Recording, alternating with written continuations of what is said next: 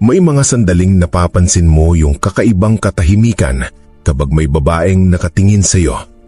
Hindi ito yung simpleng tingin na dumadaan lang sa hangin. Iba, parang sinusukat ka. Parang may hinahanap. Parang may nakikita siyang hindi mo pa nakikita sa sarili mo. At ang mas matindi, hindi nila yan aaminin kahit kailan. Mas pipiliin nilang itago ang paghanga kaysa mabunyag na ikaw ang bumababagag sa isip nila. Kung hindi mo alam basahin ng mga senyas na to, madali mo silang mamimiss. At kapag nangyari yon, hindi mo malalaman kung gaano ka pala kalakas sa mata nila. Pero ngayong narito ka, masasabi kong handa ka nang malaman ang mga clue na madalas mong hindi pinapansin. Kaya dahan-dahan mong pakinggan bawat parte. Dahil kapag naintindihan mo to, malalaman mo kung kailan ka nagiging gwapo. Hindi sa mundo, hindi sa standards ng iba, kundi sa paningin ng isang babae mismo. Una, kapag napapako ang tinginan nila. May isang uri ng tingin na hindi mo makikita sa kahit kaninong babae, maliban na lang kung may nakikita silang kaakit-akit sa iyo. Hindi ito yung mabilis na sulyap na parang nagkataon lang. Ang tinutukoy ko ay yung tingin na matagal, mabagal at may laman. Kapag may babaeng nahuhuling sumusulyap ng paulit-ulit, hindi dahil bored siya. Kadalasan, sinusubukan niyang maintindihan kung bakit ka tumatatak sa paningin niya. Hindi mo man pansinin, pero ang mga mata ng babae ang unang bumibigay kapag gwapo ka sa paningin nila.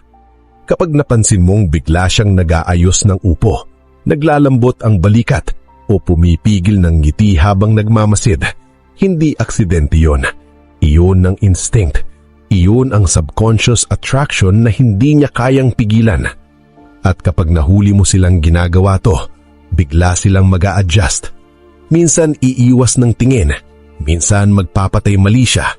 Pero ang totoo, naunahan na sila ng utak nila. Sa mata ng babae, ang gwapo ay hindi lang tungkol sa muka. Ito'y tungkol sa vibe, tindig at presensyang mahirap baliwalain.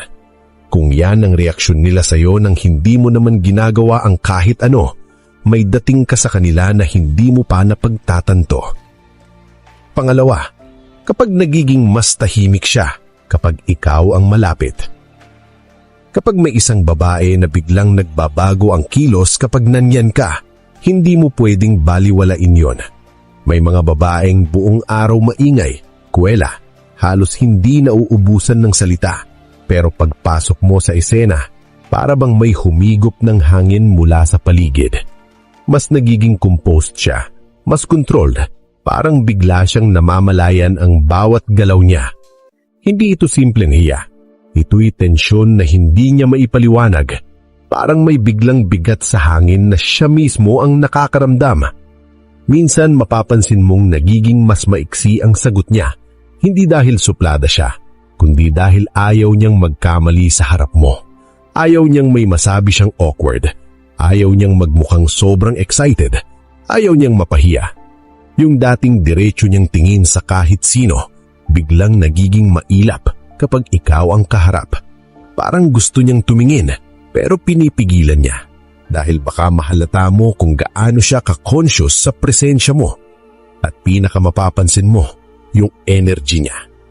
Walang babae ang nag-iiba ng buong aura niya sa lalaking wala siyang nakikitang dahilan para maapektuhan.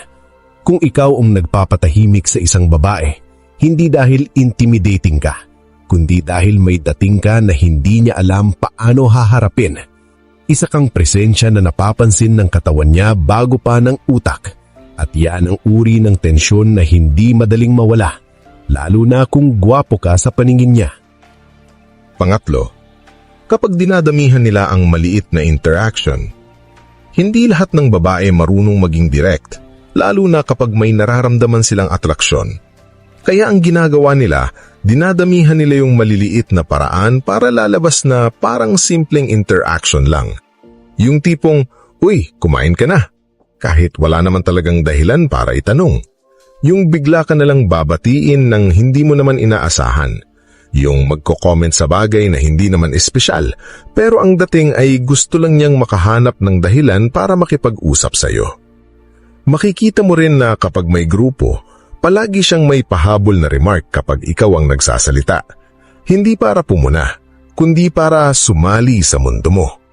May mga babae pang gagawa ng bagay na parang hindi sinasadya.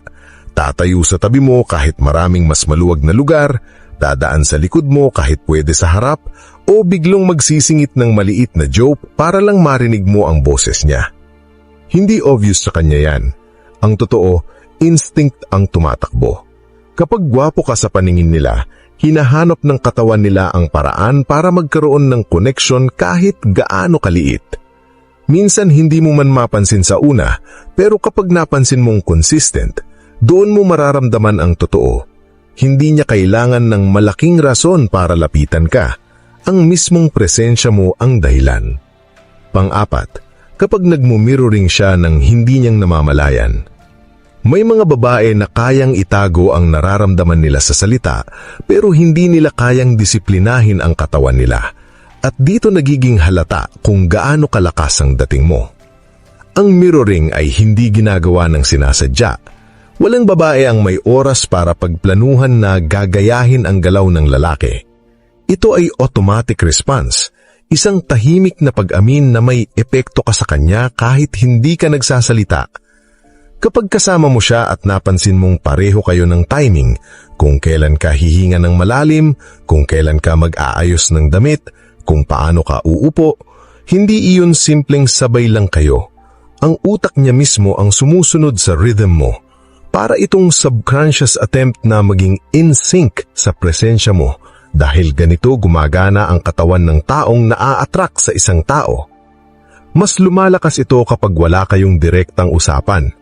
Kapag nasa iisang lugar kayo at pareo kayong tahimik, mapapansin mong tumatapat ang posture niya sa'yo. Kung tatagilid ka, tatagilid siya. Kung magre-relax ka, parang nawawala rin ang tension sa balikat niya. At kung magbabago ang energy mo, kahit kaunti, sumasabay siya. Hindi dahil iniisip niya, kundi dahil nararamdaman niya. Ang mirroring ay hindi ginagawa ng babae na walang interes. Hindi rin lumalabas to sa lalaki na wala lang. Kaya kapag malinaw ang pattern, kapag sunod-sunod mo itong nakikita, hindi mo kailangan ng malinaw na sign mula sa kanya. Ang katawan niya na mismo ang nagsasabi. At doon mo mapagtatanto ang totoo. Hindi mo kailangan magpakitang gilas para makaapekto sa kanya. Minsan sapat na ang presensya mo para ang buong sistema niya ay mag-adjust. At kapag umabot na siya sa ganitong level ng unconscious mirroring, hindi na simpleng paghangayan. May attraction na kumakapit na hindi niya kayang putulin kahit gusto niya. Panglima, kapag pinipili kanyang pansinin kahit hindi siya palamansin. May mga babaeng halos walang pakialam sa paligid, mga babaeng hindi madaling ma-impress, hindi madaling ma-distract, at lalong hindi nagbibigay ng atensyon ng walang dahilan. Pero kapag sila mismo ang lumalapit sa iyo, kahit sa pinakamaliit na paraan, may ibig sabihin yon na mas malalim kaysa iniisip mo. Mapapansin mong nagiging mas aware siya sa iyo kaysa sa iba. Hindi naman kayo close pero parang may natural na concern siyang lumalabas. Minsan tatanungin ka niya kung may kailangan ka, minsan magbabato siya ng simpleng comment o tanong para lang malaman kung okay ka. Hindi obvious, hindi dramatic, pero consistent. Kapag ang babaeng hindi palamansin biglang nagiging attentive sa presensya mo, hindi dahil bored siya. Ito ay dahil hindi kanya ma-ignore. Ginagawa ang ayaw niya sanang gawin dahil may epekto ka sa kanya na hindi niya kayang takpan. Mapapansin mo rin na kapag may nangyari sa paligid, parang ikaw ang una niyang tinitignan. Kapag may biro, gusto niyang malaman kung natawa ka. Kapag may issue, gusto niyang malaman ang reaksyon mo. Parang gusto niyang i-match ang emotional temperature mo. At ang pinakamahirap itago, nagiging softer ang energy niya kapag ikaw ang kausap. Kahit pa matapang siya sa iba, nagiging mas makalma siya kapag ikaw ang nasa harap. Hindi niya ito mapipigilan dahil ang taong may dating sa kanya ay nagiging center of gravity ng composure niya.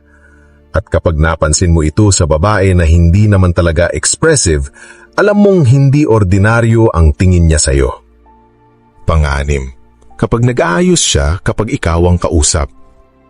Isa ito sa pinakamadaling makita pero isa rin sa pinaka-hindi nila sinasadya. Kapag ikaw ang kausap niya at napansin mong bigla siyang nag-aayos ng buhok, inaangat ang shirt para maging maayos ang fit, inaayos ang pagkakatayo niya o naglalagay ng konting space para magmukhang composed, hindi iyon simpleng habit. Kapag gwapo ka sa paningin niya, nagiging hyper-aware siya sa sariling itsura. Hindi dahil gusto niyang magpa-cute, hindi dahil may plano siyang magpapansin. Ang totoo, instinkto. Kapag may lalaking may dating sa isang babae, gusto ng katawan niyang maging presentable, maging maayos, maging attractive. Hindi niya kayang pigilan dahil automatic itong lumalabas. Mapapansin mo rin ang micro-adjustments, yung tipong nag-aayos siya ng necklace kahit hindi naman gumagalaw. Yung parang biglang nalalagyan ng meaning ang simpleng paglipat ng buhok sa likod, yung paghawak sa balikat, yung pag-straighten ng posture. Mas nagiging obvious ito kapag bigla kang lumapit or bigla kanyang nakita unexpectedly. Parang may jolt na mangyayari sa katawan niya. Minsan may maliit na ngiti, minsan may pilit na composed expression, pero pareho lang ang ibig sabihin. Gusto niyang maayos ang itsura mo sa paningin mo. At kung kaya mong baguhin ang kilos niya sa loob ng 2 segundo, hindi mo na kailangan ng malinaw na kumpirmasyon. Attraction na ang gumagalaw para sa kanya. Pang-7, kapag hindi kanyang kayang i-ignore kahit nagpapakalamig ka. Ito ang senyales na hindi natatakpan ng kahit anong pride, logic o acting. Kapag pinipili mong maging detached, neutral at malamig, pero napapansin mong siya ang hindi mapakali, dito mo makikita ang tunay na bigat ng presence mo sa kanya. May mga babae na marunong umiwas kapag gusto nilang umiwas, pero iba ang nagagawa ng lalaking may dating sa kanila. Kapag nagpakalayo ka, parang mas lalo silang hinihila pabalik sa presensya mo.